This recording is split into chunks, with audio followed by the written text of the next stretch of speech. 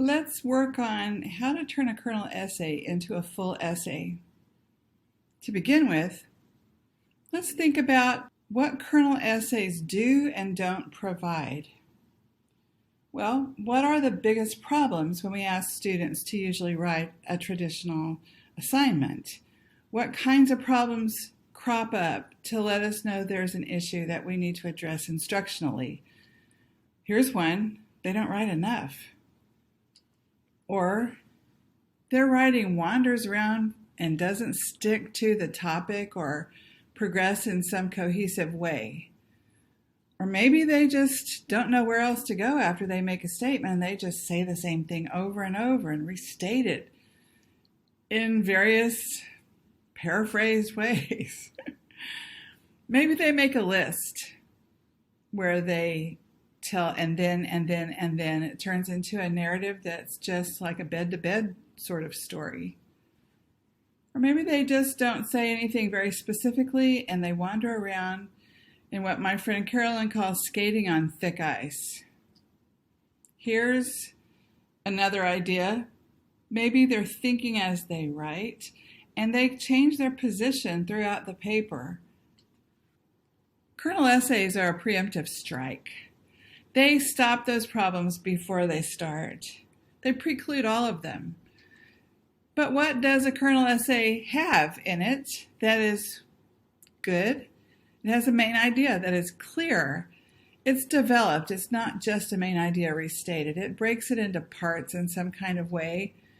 It's cohesive. It's unified. There is nothing that wanders around the paper. It doesn't go off track in some way that's going to take the whole paper into a different direction. It's logical. And it has a beginning, a middle, and an end. So it gives a reader that sense of completeness. It does have a progression of thought that moves from sentence to sentence. And important to me, most of all, is the students don't depend on the teacher to tell them what to say next. It does have a lot of autonomy built in. But what's it missing? Well, the good things it's missing are these two things from students. We don't have to write a page or two before we know whether we're doing it right. I've heard students say that. Or also, we get feedback in just 3 or 4 sentences. So it's missing a whole lot of drudgery, and it's very simple for them to follow those instructions. But what it doesn't have in the writing, it doesn't have, well, look at this house. That's like a kernel essay. The bones are there. It's clearly a house. And look at that as it changes. What does the last house have that the first one doesn't? Details. That's all that's missing. Just details. So how do we get our writers to add those details? Well, we build on their ways throughout the year. At the beginning of the year, I like to take a big piece of butcher paper and put it up on a door or someplace in the classroom. And it should look about like that. Not professionally done, not purchased anywhere, but done by us. It's our own personal toolbox, and it's blank right now.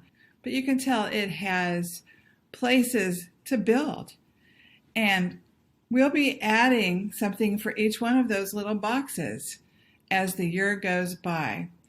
We're going to use all different kinds of tools, so we'll have that thing filled up. This is how it's going to look later.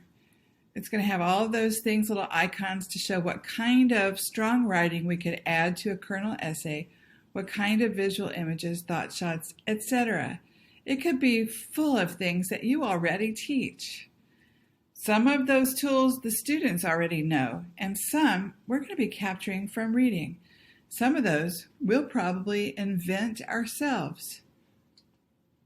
But we will be practicing using those tools, and even though we have a repository in that tool chart, we're not going to just let it be there for storage. We're going to use it like tools. We'll look over there and pick out things to use throughout the course of the year, throughout the course of our lives. Here's a sneak peek ahead at some of the things we could be adding onto it. And this is definitely just a beginning list. You can tell by the blank at the bottom.